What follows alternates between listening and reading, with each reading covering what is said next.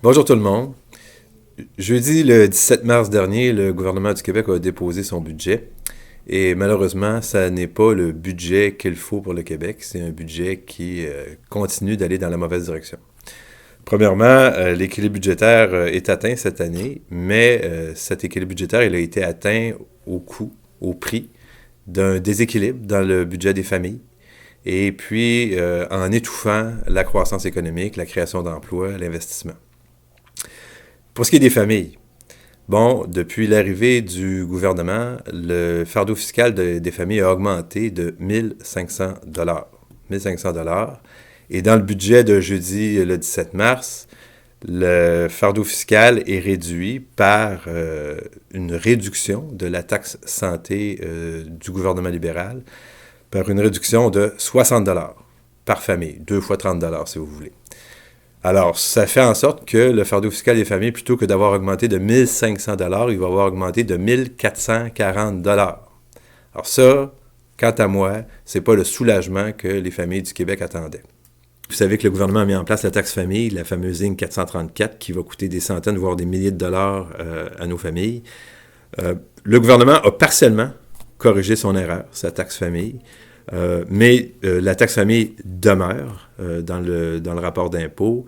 Et nous, on pense que la seule solution, c'est pas des solutions de panique comme celles utilisées par le gouvernement, des solutions de dernière minute.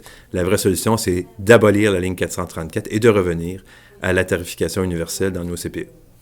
Au chapitre de l'économie, le budget libéral prévoit que la création d'emplois va diminuer en 2016 et en 2017 sous les 30 000 emplois créés. La promesse qui nous avait été faite par Philippe Couillard en campagne électorale de créer 250 000 emplois, elle est portée disparue. Oubliez ça, ça n'arrivera pas. Et dans le même budget, il est prévu que l'investissement des entreprises, cette année, va croître de 0%. Donc, stagnation de l'investissement des entreprises. Alors ça, c'est le résultat d'avoir étouffé les familles, puis d'avoir coupé trop sévèrement dans les services à la population, puis dans les dépenses. Alors, budget donc qui ne stimule pas notre économie, avec baisse de la création d'emplois, les 250 000 emplois sont portés disparus, et l'investissement ne croît plus, stagnation de l'investissement. Finalement, quant aux services à la population, quant aux services publics, le budget confirme que l'austérité se poursuit. Les dépenses du gouvernement, croyez-le pas, vont être plus faibles cette année en 2016-2017 qu'elles ne l'ont été en 2015-2016. Résultat, tout d'abord en éducation, le réinvestissement qui nous avait été promis n'est pas au rendez-vous, simplement pour compenser les coupes qui ont eu lieu l'année dernière et il y a 2 ans. Il aurait fallu que soit ajouté cette année 1 milliard de dollars au budget d'éducation. Évidemment, rien de tel. Il y a bien sûr de très faibles sommes qui sont ajoutées au budget d'éducation, mais même avec ces nouvelles sommes, l'augmentation des dépenses en éducation va être moindre que ce qu'on a observé les 10 dernières années. C'est donc dire que le réinvestissement n'est pas là et que les services à nos enfants, les dépenses en éducation, ne permettent pas de réinvestir et d'assurer que nos enfants se développent et puis s'épanouissent dans un milieu qui est favorable à leur développement. En santé, pour finir, le budget prévoit une croissance faible des dépenses en santé autour de 2%.